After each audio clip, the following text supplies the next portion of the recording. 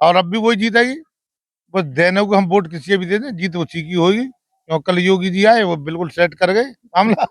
हाँ हाँ, वो तो ये चाह रहे हैं कि ये मुसलमान हिंदुस्तान में रह ही नहीं।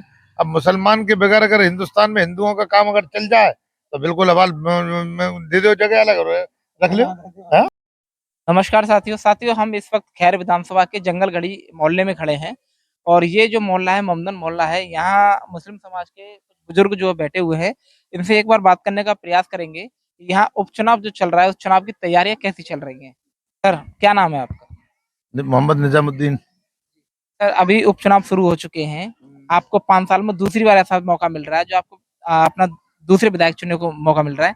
क्या कहेंगे सर, पिछले जो विधायक थे अनूप प्रधान जी, उनके बारे में, उनका कार्यकाल कैसा रहा।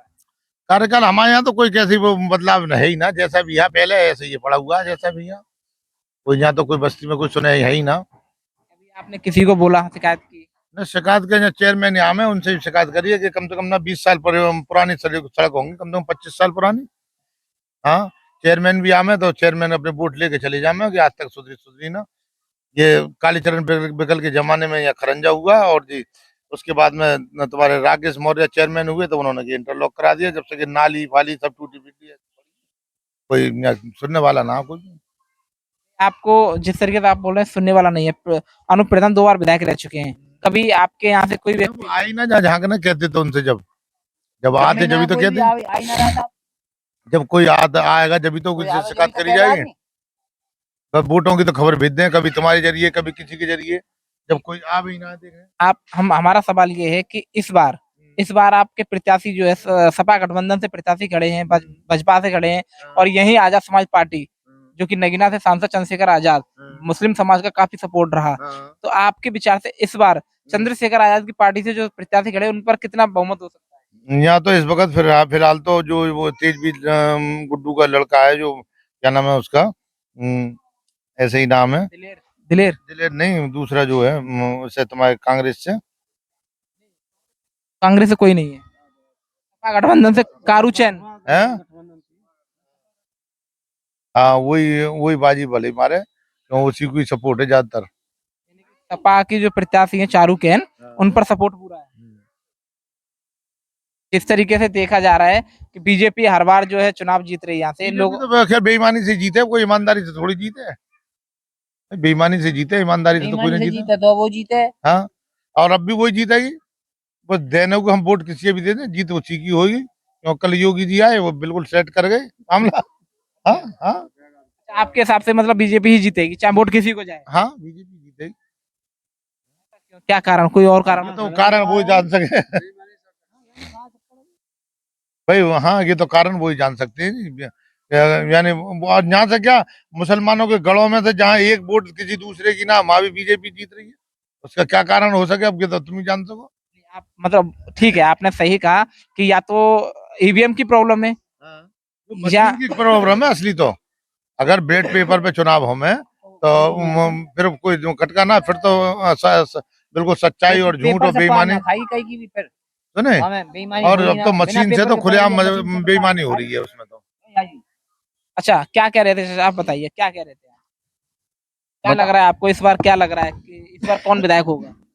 विधायक की अब साफ पता पड़े, अल्लाह ही मालिक है। आपकी वोट कहाँ जा रही है। अब वोट के सब जान सब देंगे, मैं हम देंगे। साइकिल पे जा रही है। हाँ, नहीं, आप जिस तरीके भैया बता रहे थे अभी कि हमारी वोट कहीं डले, सरकार जो विधायक बीजेपी का चुना जाता है, इसको लेकर क्या कहेंगे। वो कैसे भी जीते, वो बीजेपी जीते। आगे मतलब बेईमानी करके वो जीत रहे हैं। हाँ, बेईमानी से जीते तो, ईमानदारी से जीते तो वो ही जीत रहे हैं जी अब तो। हाँ, दूसरे का नंबर आ ही ना रहा किसी का भी। अच्छा, हम बात करेंगे देश के मुद्दों पे। देश के मुद्दे में अगर देखा जाए तो भाजपा का कार्यकाल कैसा रहा। कार्यकाल की रहा जी के उनने हिंदू मुसलमान कर दी, और तो कुछ ना, कार्यकाल को कोई मुसलमान को कोई सेफ्टी थोड़ी है। भाई अगर किसी मुसलमान से और किसी गैर मुस्लिम से अगर जरा तू में भी हो जाए तो साले मुसलमान है वो खींच के डाल दे, 4-6 महीने के लिए, और वो आराम से घर आ जा। अच्छा, योगी जी भी एक नारा दे रहे हैं, बटोगे तो कटोगे, इसका मतलब क्या है। इसका मतलब तो योगी जी ये पता है कि योगी जी कैसे बांट रहे हैं और कैसे काट रहे हैं। वो तो ये चाह रहे हैं कि ये मुसलमान हिंदुस्तान में रह ही नहीं। अब मुसलमान के बगैर अगर हिंदुस्तान में हिंदुओं का काम अगर चल जाए तो बिल्कुल अवाल दे दो, जगह अलग रख लो। हाँ? भाई एक दूसरे के संपर्क ऐसे बड़े हुए हैं और ऐसे काम ऐसे जुड़े हुए हैं कि वो एक दूसरे से अलग होने का काम ही ना कर सके, एक दूसरे से अलग रह के रह ही ना पाएंगे। ये तो भाई, नेताओं ने करवा रखा है, और नहीं तो हाँ, हिंदू मुस्लिम यहाँ तो हमारे क्षेत्र में बहुत ऐसे हैं बढ़िया रह रहे हैं। कि एक दूसरे से, अब देखो कि बेचारे हमारे हिंदू भाई हैं, इनसे हमारे घर के से संबंध है, ब्याह शादियों में क्या वैसे क्या सुने, हर समारोह में ये भी आते हैं, हम भी जाते हैं, क्या हमारे ये भेड़ पालते हैं, हम लोग बेचते हैं, लेन देन है भाई, जब लेन पैसे देन का कर भी, रहे हर हैं, चीज का हर भी। चीज का भी लेन देन है सुने। अच्छा, आप एक बार हमें बताएंगे, आप हिंदू समाज से कहाँ से आते हैं? हम वहाँ पे आए उमरी से। हिंदू समाज में कौन बिरादरी? हैं? कौन बिरादरी? पाटीग्राम के सूर्यवंशी। अच्छा, क्या लग रहा है आपको, जो योगी जी कहते हैं बटोगे तो कटोगे, हाँ। ये इशारा कहाँ पे जा रहा है? अब भैया यहाँ सरा की सलैना बेईमानी अभी निकाल। अभी अभी अभी आपके सामने मुस्लिम समाज के जो भाई के बैठे हैं, उन्होंने क्या कहा कि ये मुस्लिम को बांटना सब चाह यही बात है, क्यों और कौन के? अब लेकिन वो उन्हें लेकिन ना क्या कहनी चाहिए क्या ये। ये कहीं तक भाईचारे को, जनता के लिए ये न कहनी चाहिए उन्हें। हाँ, क्योंकि वो सूबे के मुखिया हैं, उनको तो कहना ही नहीं चाहिए। नहीं कहनी चाहिए। ये भाईचारे पर एक बहुत बड़ा सवाल उठता है कि आप जैसे भाई आप हिंदू समाज से आते हैं, मुस्लिम समाज से, भाईचारे के तौर पर यहाँ बैठे हैं। हमारे यहाँ इस दौर में सुने, पुराने दौर से लेके इस दौर तक, अब तक जैसा कि अब दौर चल रहा है, और मेरे ख्याल से 7-8 साल से इनका शासन चल रहा है, इस दौर में भी हर जगह झगड़े फिसाद और हर तरीके के काम चल रहे हैं। हमारे यहाँ खैर में ऐसा अमन चैन था कि कभी कोई बात विवाद नहीं था सुने। और आज के दौर में भी हमारे यहाँ सबसे बड़ी मस्जिद की बोली जाती है, हमारी मोहल्ले की जुमा मस्जिद, आज भी दोनों काली निकलती हैं, एक 7वीं को और एक 8वीं को, और दोनों ही काली हमारी मस्जिद के गेट पे ही आती हैं, और मस्जिद के गेट पे आकर उनका स्वागत होता है, हम लोग स्वागत करते हैं उनका सुने। तो उसका क्या कारण है, एक भाईचारा ही तो है। ये एक भाईचारे की मिसाल है। सुने, अगर हमारा उनके मंदिर के बराबर में जाके और हमारा कोई जैसे ताजियों का मेला या कोई मेला अगर निकाले तो शायद गैर मुस्लिम खड़े ना होने देंगे किसी कीमत पे भी, लेकिन हम लोग स्वागत करते हैं उनका, और आरती भी करते हैं उनकी, बतासे भी बांटते हैं, सब काम करते हैं, और पूरे कस्बे को पता है, इस बात की मिसाल है कि भाई जुमा मस्जिद पे काली जाती है। आप जिस तरीके से देख रहे हैं भाईचारे को लेकर, आप में मैंने देखा है आप आकर्षित हैं एकदम भाईचारे को लेकर, लेकिन फिर भी समाज के अंदर, पूरे देश के अंदर ऐसा क्यों, मतलब बांटने वाली कहानी क्यों चल रही ये बांटने वाली कहानी तो इन्होंने मोदी योगी ने चलाई है, और किसी ने कुछ ना चलाई। अब से पहले हमारी पैदाइश भी ना, जब से कांग्रेस सरकार ही एक घाट पानी पी रही दुनिया सुने, और भी सरकारें आई, लेकिन किसी ने कभी भी कोई हिंदू मुसलमान किसी ने न बांटा, इनने केवल हिंदू मुस्लिम बांटे, और किसी ने न बांटे हिंदू मुस्लिम। है? अगर ऐसा कभी होता है कि सत्ता से सरकार चली जाती, केंद्र से और राज्य से भी, तो कितना बड़ा बदलाव होगा? बहुत बड़ा बदलाव हो जाएगा भाई, और जो भी पार्टी आएगी वो इस तरीके से थोड़ी नारा लगा के बांटेगी कि बटोगे तो कटोगे। भाई ये तो योगी जी का खुला नारा है कि बटोगे तो कटोगे। अगर आप देखा जाए, इस बार देखा जाए कि मुस्लिम समाज के भाईचारों को लेकर बहुत सारी ऐसी जगह हैं जहां मुस्लिम समाज पर अत्याचार लगातार हो रहा है, फिर भी जो है मौन है मुस्लिम समाज। क्या कोई एक्शन ले पाएगा मुस्लिम समाज? नहीं, इस टाइम तो कोई एक्शन नहीं ले पाया, कुछ किसी भी कैसे भी। इस वक्त कोई एक्शन लिया तो क्या हो सकता है? इस वक्त एक्शन लेगा तो जेल देखेगा, या फिर दुनिया से ऊपर देखेगा, तो ही काम है योगी जी पे तो। भाई या तो दुनिया छोड़ दो बस। मतलब ये है कि इस वक्त आप लोगों के ऊपर एक कहर बरसा हुआ है, लेकिन आप शांत बैठे हैं, बिल्कुल मौन बैठे हैं, मजबूरी है आपकी। मजबूरी क्या करें भाई, क्या करें, धंधे से वैसे मरे हुए भाई, हर धंधे की मार है। पहले चमड़े का कारोबार होता तो ने, उस चमड़े के कारोबार से देखो जाटमों के घर पलते, मुसलमान के घर पलते, और फैक्ट्री में हर वर्ग का आदमी था तो ने, अरबों खरबों आदमी सब घर से बेकार हो गया, धंधे से बेकार हो गया भाई। वो चमड़ा अब जो मोदी के खाते में जा रहा है चमड़ा, अब मोदी के खाते में जा रहा है तो कहाँ जा रहा है, बन तो उसका जूता ही रहा है अब भी, लेकिन विदेशों में जा रहा है, हमारी तरफ से फ्री जा रहा है। तो कारोबार से मारा कि मुसलमानों का कैसे भी कारोबार खत्म हो गया है ना। तो कारोबार से जब मारेगा, कारोबार से मार रहा है, दूसरा वो पढ़ाई से मार रहा है। शिक्षा को लेकर आपने भी एक सवाल बहुत अच्छा उठाया, पढ़ाई। तो जिस तरीके से देखा जा रहा है कि लगातार प्राइमरी स्कूल बंद हो रहे हैं, ये कहीं तक गरीबों पर बहुत बड़ा प्रभाव पड़ने वाला है। बहुत बड़ा प्रभाव पड़ने वाला है। एक बात बताओ, गरीब के बच्चे प्राइमरी में जाते 5 तक पढ़ते, वहाँ और कुछ नहीं तो बच्चा साल भर में तो कम से कम बैठना उठना सीख जाता, उसके बाद में आदमी प्राइवेट बैठा देता, पढ़ाई होती।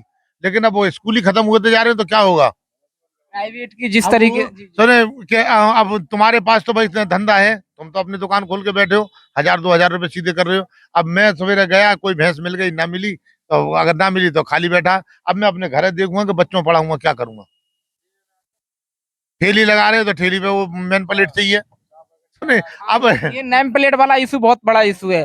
आखिर ये नेम प्लेट से क्या साबित करना अब चाह ये रहे हैं? बताओ आप कि मैंने केला लिया, सही है, मैंने केले का ठेला लगा लिया, अब केला मैं बेच रहा हूँ, मेरा नाम निजामुद्दीन है, मैंने अपने नाम की किट लगा दी कि मेरा नाम निजामुद्दीन है, मैं मोहम्मदन हूँ, सही है। अब ये पता है कि केला किसके खेत में पैदा हुआ, कहाँ से आया है, ये वह पैदा करने वाला मुसलमान है या हिंदू है, कौन है? आप तो केवल एक नॉर्मल विक्रेता हैं, आप मंडी से खरीद कर लाएंगे, वो व्यापारी बेचे, आपको केवल बेचना ही बेचना है। हमें तो लेकिन बेचना ही यहाँ बेचना है। प्लेट की कहाँ से बात आ गई? भाई, ये तो योगी जी लगा रहे हैं, मेन प्लेट लगाओ। आखिर क्या साबित करना चाहते हैं योगी जी? क्या पता योगी जी क्या साबित करना चाह रहे हैं। योगी जी ये साबित करना चाह रहे हैं कि भाई मुसलमान यहाँ से बिल्कुल गायब हो जाओ, रहे हो मत। अच्छा, ये जो चौराहों के नाम चेंज करना, गलियों के, गाँव के या बस्ती है बहुत बड़े बड़े, उनके नाम चेंज करना, यहाँ पे भी एक सवाल उठता है। बेकार की बात है ये तो। एक बात बताओ, जो नाम है वो तो नाम रहेंगे ही। अब हाथरस का नाम बलदा जिले का, लेकिन वो हाथरस तो हाथरस ही रहा। हमारे अलीगढ़ का भी नाम बलदा, उन्होंने हरिगढ़ करा और काफी दिन चलाया, लेकिन नहीं चल पाया, अलीगढ़ ही बोला, तो नहीं तो ऐसे उससे कोई बदलाव नहीं है उससे वो। चलिए मुद्दे की बात करते हैं। इस चुनाव में सपा प्रत्याशी गठबंधन से हैं चारुकेन, यहाँ चंद्रशेखर आजाद के प्रत्याशी हैं और यहाँ बीजेपी के प्रत्याशी भी हैं। इस बार उम्मीद कहाँ ज्यादा जाग रही है आपको? उम्मीद जो है इस वक्त जो है ज्यादा ज्यादा जाग रही है वो सपा गठबंधन की। पिछली बार वो चुनाव लड़ी थी 65,000 के आसपास रही थी, यानी सेकंड पर रही थी। इस बार गठबंधन से है तो उम्मीद पूरी है 99%। अभी हम आगे और बात करें। चाचा, आपसे हम बात करना चाहेंगे, आप बहुत सीनियर हैं, आपने काफी चुनाव देखे होंगे, तो इस चुनाव को देखते हुए आपको क्या लग रहा है कि यहाँ इस बार जो गठबंधन की प्रत्याशी है चारुकेन, पिछली बार सेकंड नंबर पर ही बीएसपी की प्रत्याशी रही थी, इस बार क्या उम्मीद है? भाई हमारे यहाँ शाहरुख खान जीतेंगे। शाहरुख चारुकेन खान जीतेंगे हमारे यहाँ। की वोट चारुकेन पे जाएगी। सिंबल क्या है उनका? सिंबल साइकिल का होगा, क्या नाम है? साइकिल को वोट करेंगे। जी हाँ, साइकिल देंगे। बीजेपी के जो वाल्मीकि समाज के जो दावा कर रहे हैं कि हम तो पूरा क्षेत्र हमारा है, हम ही जीतेंगे। ये तो करते ही आए पहले से भाई, ये तो पहले से कर रहे हैं तो। हाँ तो कह रहे हैं हम जीतेंगे। हाँ तो यही करते आएंगे तो। अभी यहाँ जिस तरीके से देखा जा रहा है कि मुस्लिम समाज से जो सीनियर हैं उन्होंने बता दिया, अपनी राय दे दी है। अभी युवा लड़के भी खड़े हुए, युवाओं से बात करने का प्रयास करेंगे कि युवाओं से देखा पूछा जाएगा कि आप बताइए यहाँ पे जिस तरीके से, नहीं बताइए ना, कुछ तो बोलिए, कुछ तो बोलो। पान खा सकते हो तो बोल भी सकते हो ना, अरे बोलिए ना एक बार। राय प्रत्याशी जो खड़े हैं, बहुमत के साथ कौन निकल के आ रहा है? ये अखिलेश यादव निकल सकते हैं 99%। 1% क्यों नहीं? 1% ये गठबंधन चल रहा है इसलिए नहीं है। गठबंधन से उम्मीद नहीं है मतलब आपको? हाँ, अभी तो बताया इन्होंने गठबंधन से उम्मीद ज्यादा है इनकी। गठबंधन से सरकार बनी है इनकी। ये अगर गठबंधन ही नहीं होता तो सरकार नहीं बनती इनकी। और अच्छा, चंद्रशेखर आजाद जो है इस वक्त उनके प्रत्याशी उतरे हुए, उनसे उनके बारे में चंद्रशेखर आजाद भी गुड आदमी है, वेरी वेरी गुड आदमी है, अच्छा आदमी है। वो भी उसकी भी हमारे यहाँ कस्बा जलाली में आया था। चंद्रशेखर आजाद अच्छा आदमी है। क्या लग रहा है उनके प्रत्याशी को वोट नहीं कर रहे हैं आप? हाँ, वोट मुस्लिम वोट जा रहा है। चंद्रशेखर आजाद को मुस्लिम वोट भी जा रहा है और अखिलेश को भी जा रहा है। मुस्लिम वोट दोनों तरफ जो तरफ वगैरह बटा हुआ है। आजाद के लिए क्या लग रहा है आपको फिर, जिस तरीके से आप बोल रहे हैं सपा को भी जाएगा और चंद्रशेखर को भी जाएगा, तो बटेगा नहीं वोट? हाँ, वोट दोनों तरफ बढ़ सकता है। मुस्लिम समाज में हम खड़े हुए हैं और यहाँ पे जो है गठबंधन प्रत्याशी पर ज्यादा जोर है और उम्मीद भी ज्यादा है कि गठबंधन के प्रत्याशी चारुकेन यहाँ जीतने की बहुत ज्यादा उम्मीद है। तो बने रहिए हमारे साथ। नमस्कार दोस्तों।